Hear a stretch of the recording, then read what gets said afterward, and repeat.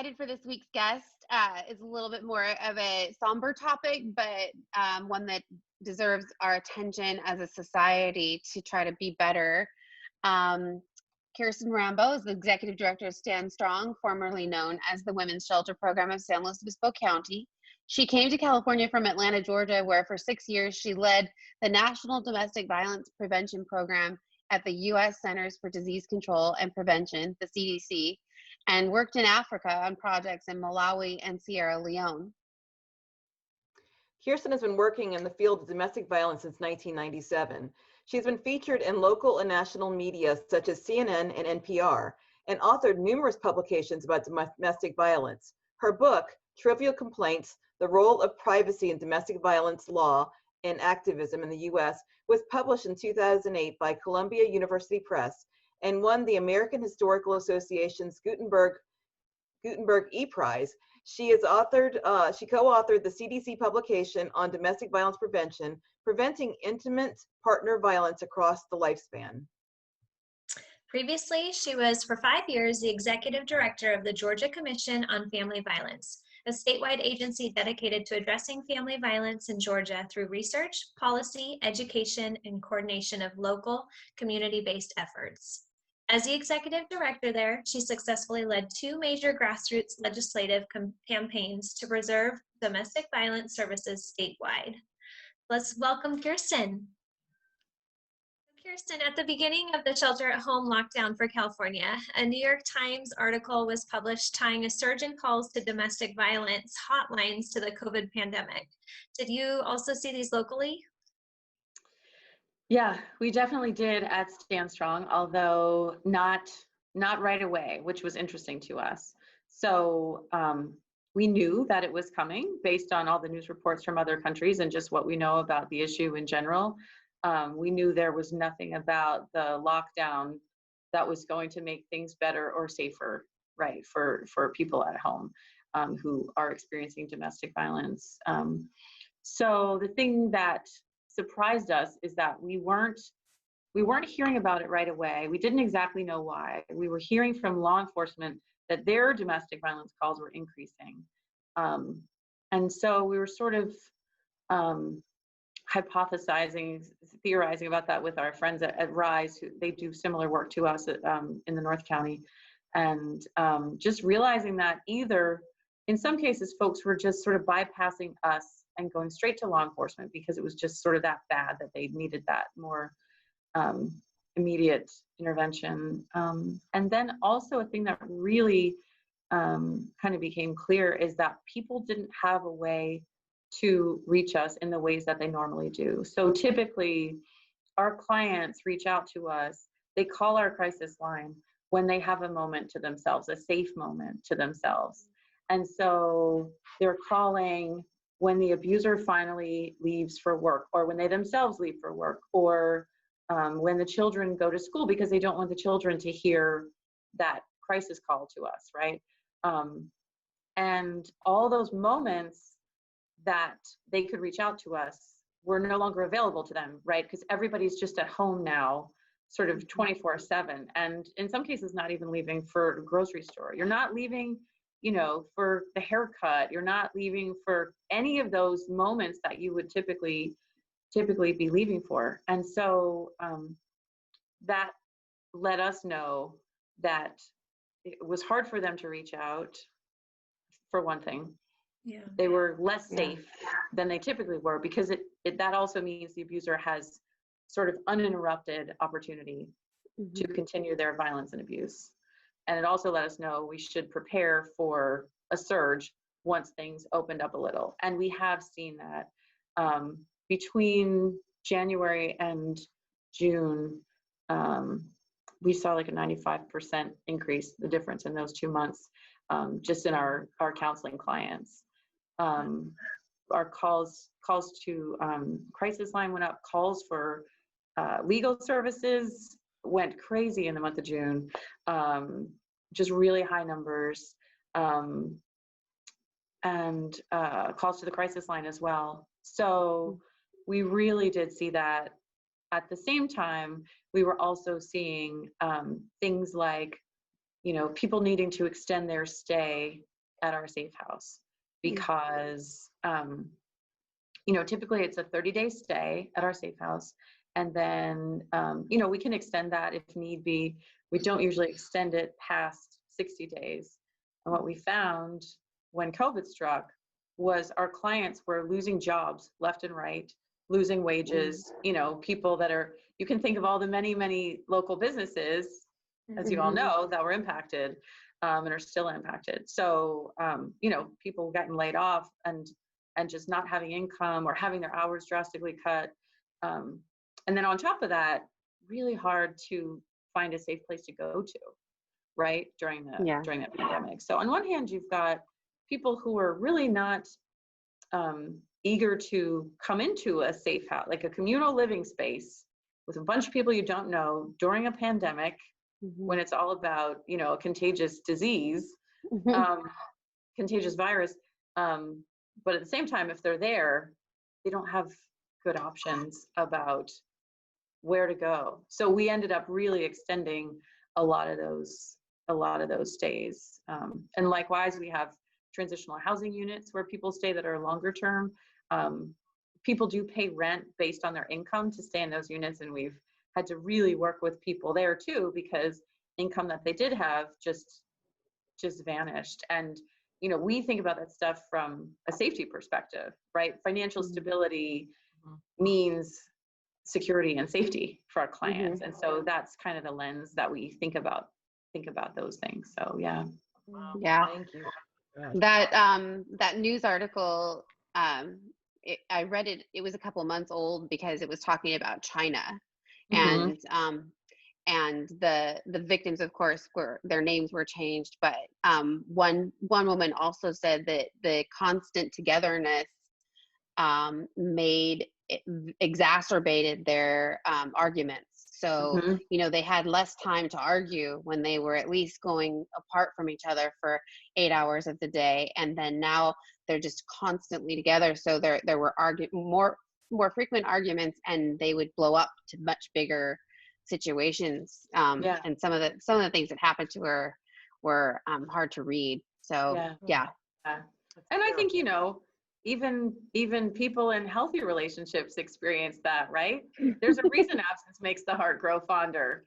Oh, I mean, getting a little distance from your partner, your kid, like it's all really healthy. Your coworkers, even, it's all healthy to get that breathing room. And so to take a relationship that's already where violence is already a factor, or maybe right on the edge, right, of violence, and then subject it to a lockdown situation where really nobody can go anywhere is just a really big stressor. So really hard for folks to deal with. And then, like I say, on top of that, not really being able to reach out safely for help it's just a bad combination. So we're grateful that when things opened up at least a little, we really got those calls and folks were able to really contact us. And that for us feels better than, quiet. Than silence. Yeah. Quiet is concerning in this field. We never think, oh, the phones aren't ringing, I guess everything's great. Everybody must be safe. Unfortunately, no. Yeah. Oh gosh. Yeah. So domestic violence is sometimes referred to as intimate terrorism. Why is that term preferred? Yeah, I love this question. That's great. I think it's a great term. Domestic violence has a lot of names. People call it intimate partner violence. Back in the day, it was called, wife battering or domestic abuse. And as a field, we've been talking for a long time about which terms are better, which terms resonate. And we at Stand Strong, we usually say domestic violence just because it's the one that's most well known, that I think resonates with people the most. When you say domestic violence, people know what you're talking about for the most part. I love your question about intimate terrorism because it is much more accurately descriptive of what's going on. Sometimes people hear domestic violence and they think, oh, that doesn't pertain to my relationship because I haven't been hit or I haven't been choked or whatever physical thing hasn't happened. Intimate terrorism captures so much better the dynamics of an abusive relationship, which is one person exerting power and control over another person. It's a very clear power dynamic. It's not a mutual thing. It's not, well, sometimes this one's this way and that one's that. It's like, no, this is a power dynamic where one person is on the top and one person is being subjected to that person's abuse. And I think intimate terrorism captures it, because intimate suggests it could be a current partner, spouse, dating partner, etc. It could be someone you live with, or it doesn't have to be. You know, it could be someone you're dating. It also could be an ex. And I think, and it's so often an ex, you know, an ex who didn't like that you ended the relationship. And so I like intimate because I feel like it sort of more broadly captures that, and domestic sort of suggests it's at home, right? It's like this person has to be living in the same space as you, which is often the case, but often not the case. You know, someone who stalks you typically doesn't live with you, but man, are they terrorizing you, right?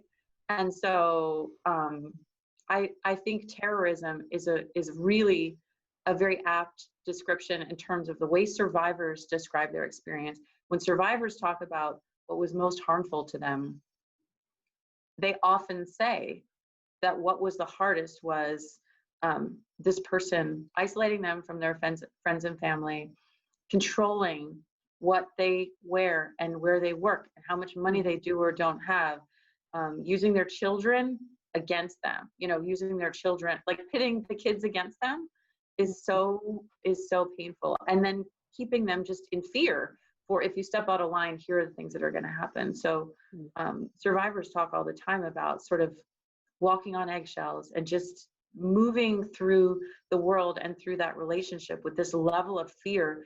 It's sort of always present because you feel like the abuser is always there, you know, watching. They're always monitoring you. They're, you know, using technology, the phone, whatever, to just make sure that they're controlling all these aspects of your life. And often that happens with no physical violence whatsoever. But I think terrorism is a really good way of expressing that, because it aligns so well with what survivors tell us about what their experience has been like. And I also like it because we often think of terrorism as a societal problem and something that we sort of all have a stake in. And I think of domestic violence that way. You know, it's not just a problem of this one relationship over here or this person over here. It's really, we as a society have to do better about creating a culture where this kind of relationship, these kinds of behaviors are not acceptable. And so calling it terrorism, I think, elevates it sort of out of that individual level and says, like, guess what? This is a societal problem, something we all need to work on. So I thank you for that question. I love it. Yeah. Of course. Now the trick is just to get it to catch on, right? You're right. Yeah. That's all the challenge. Yeah. Okay, well, with California's COVID-19 case numbers continuing to rise, it appears that schooling will be distance learning from home. God save us all.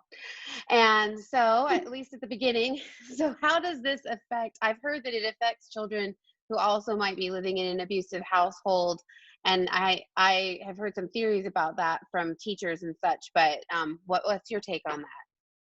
Yeah, it's really scary. I mean, we're in such a bad position with this pandemic, right? Because what's good broadly for public health in terms of not transmitting the virus can at the same time be so dangerous for people who are living with an abuser. And little kids are so vulnerable. And, you know, and when the lockdown first started, you probably saw all these reports about numbers of child abuse cases are going way down. And again, I think most people reporting that understood what that was about. You know, again, in this field, we're not going, well, that's great, people stopped abusing their children. The terrifying thing is that what did stop happening was those kiddos coming into contact with people who are mandated reporters. So the reports went down because they weren't going to daycare, they weren't going to school, they weren't going to places where there are people who are mandated by law to, if they see something, say something. Right. And Pediatricians, all those people. Right. Yeah. Right. So it's really terrifying and sad to think of kids being stuck in situations where that outside person who can intervene and help is not there. You don't have access to that person. Yeah. It's a really sad and scary situation. And I don't think that there's a good answer right now. I mean, a big part of it for us is just doing everything we can to let people know we're here, call us, Right. and often if a child is being abused, then, one of the parents is being abused as well. It's that same person who's abusing their partner or spouse and abusing the child or children at the same time. So letting people know that we're here, they can reach out, is really important. But yeah, it's just, there's not much good to say about it. I mean, it's just a really scary situation. And again, as things open up, I think you're going to see a pretty big explosion of folks needing resources around that. Part of what, in my experience, part of what fuels abuse is when abusers are left unchecked.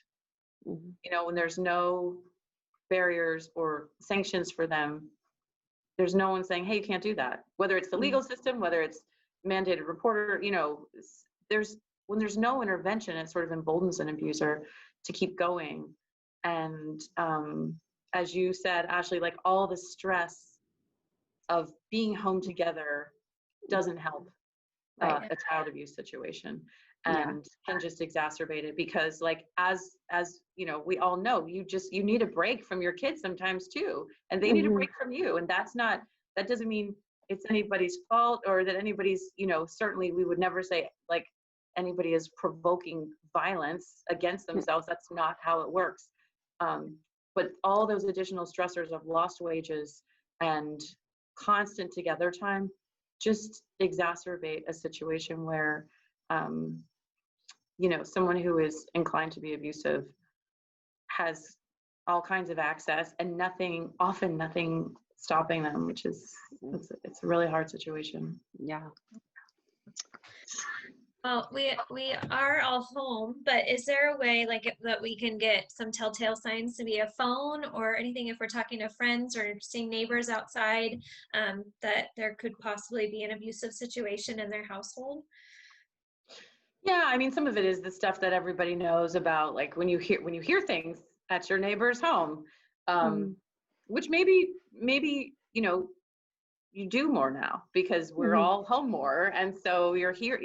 There's more opportunity to hear what's going on. An argument or something like that. Yeah. Yeah, you're just, everybody's home more, so the likelihood of you hearing it is sort of increased. But the other piece is that so much of abuse now happens over technology, and phones are a really big part of that. So something that we share with anybody who will listen is about those warning signs having to do with technology. So if you have a friend or someone, a coworker or someone in your life who seems like they're so attached to their phone in a different way than we're all attached to our phones right now, right? It's 2020 and seems to be like our shared condition, is we're all attached to our phones. But if it's someone who has to sort of check in all the time, and like if my partner texts me and I don't get back to them right away, I'm in trouble.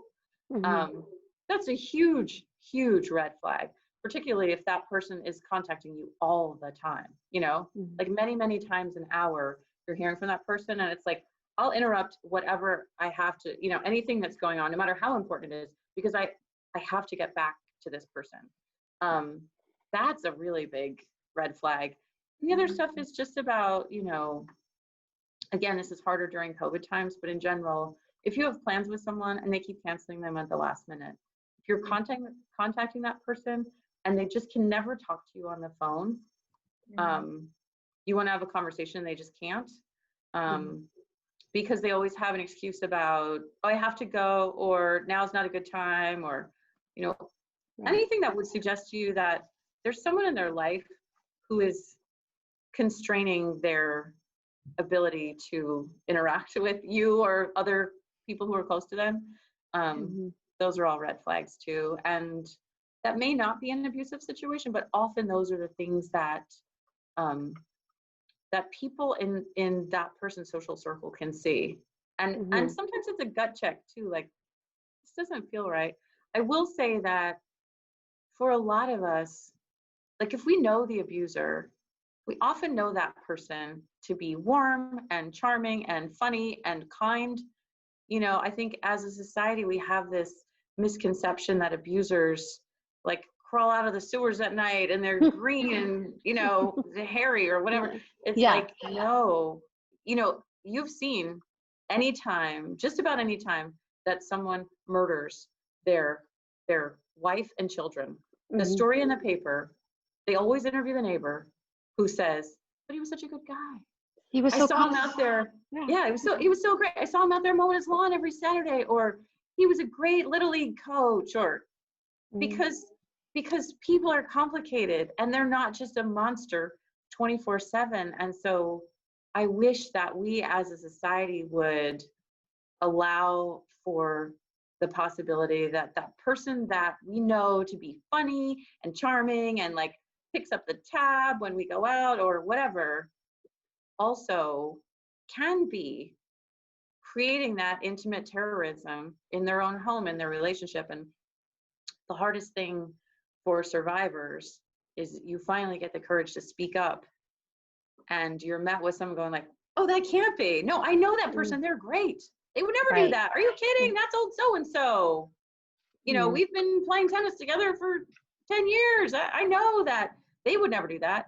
And, you know, so much of what we're about is helping survivors to find the courage to speak up. And so our whole thing is just believe somebody when they tell you, just believe them.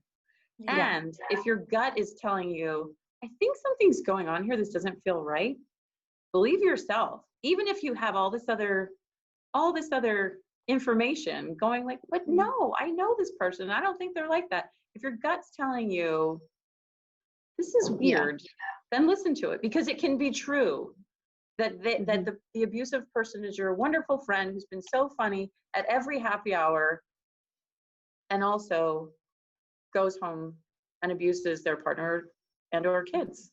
It's terrible, but it's true. Yeah. So, it's sad. Yeah. So very sad. Yeah. So what you all do is very important to our communities. What is the best way the community can help support what Stand Strong does?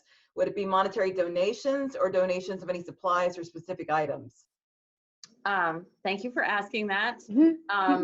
Monetary donations are definitely the most helpful thing, because we can do the most, you know, we can get sort of the most bang for our buck with that. And right now we're really, really limiting what we will take in because of COVID, trying to minimize traffic to our office, traffic of people donating, and traffic of clients. We're providing almost all our services remotely, some still on site, and certainly the safe house is a, you know, different story, but all that to say, monetary donations, absolutely. We always have a critical need for those, and that's, you can just go to our website, which is standstrongnow.org, and there's a donate button there. That's sort of the quickest and easiest way, but there's other info on how to mail us a check and that kind of thing. So, yeah. Very good. Well, thank you. Yeah, good. Thank you so much for coming on and talking about this. It's a difficult topic, but like you said, we all can, as a society, be better in dealing with this and helping others get out of situations and hopefully changing it in the future. So yeah, I really appreciate you coming on. Yeah. Yeah. Thank you for having me. Can I say one more thing? Oh yeah, for sure. Speaking of what you just said about changing our society, we do have prevention programming now in some local schools. We have a program called Coaching Boys into Men and another one called Athletes as Leaders that work with high school age athletes and their coaches, boys and girls, female identified and male identified students and their coaches, on, you know, taking the idea that those kids are often role models for other kids in their school communities. They're learning, hopefully, about respect and how to be a good teammate and all of that stuff, how to be a leader. through their sports programs. And so these are evidence-based programs actually that have been tried and tested and proven to reduce violence. Oh, wow. So we're taking those principles and basically, you're already a leader in your community, you're already learning these good skills. How do we translate that from the field or the court or whatever into life and relationships, whether it's with dating partners or parents or whatever it is, and having those kids be sort of ambassadors for healthy relationships in their social circle, in their school community. And it's exciting because, like I say, they've been tested and there's evidence that it actually works to reduce violence. So I just want to say on a hopeful note, it doesn't need to be like this forever. We absolutely can create a world and a community here in SLO County where this violence doesn't have to happen. And we're working toward it. We're on our way to doing it. And it's pretty exciting stuff. So we would love to have folks join us in that effort as well. That's awesome. That's fantastic. Yeah. Breaking the cycle, because you get into that whole repetitive, they had an abusive person in their life, and then a large number of them go on to be abusers. And it seems like that would be a great way for a program to drive a wedge in that cycle. So exactly. To say, hey, there's a better way. And you know what? The generation that's coming up, like, they're really smart. They're smart and they're thoughtful, and they're questioning a lot of things right now, right? Yeah. And which is what young people do anyway. But it seems like this generation in particular is doing a great job of that and saying, I don't think we have to do things the way we've always done them. And we're saying, and also relationships are part of that, right? Yeah. So you can have relationships built on equality and mutual respect, and consent and all of that. And it's pretty exciting because they get it very, very intuitively. So that's awesome. Yeah. Well, thank you so much. Okay. Thank you, guys. Thanks for taking the time in your busy day. I know you had a busy day. So yeah, no, but it was great. Great to see you guys, and totally enjoyed it. Thank you with everything. All right. Thank you. Care. Kirsten. All right. Bye. Thanks. Bye. This is Ashlea Boyer, Jordan Hamm, and Shannon Bowdey with the Pismo Beach Homes team.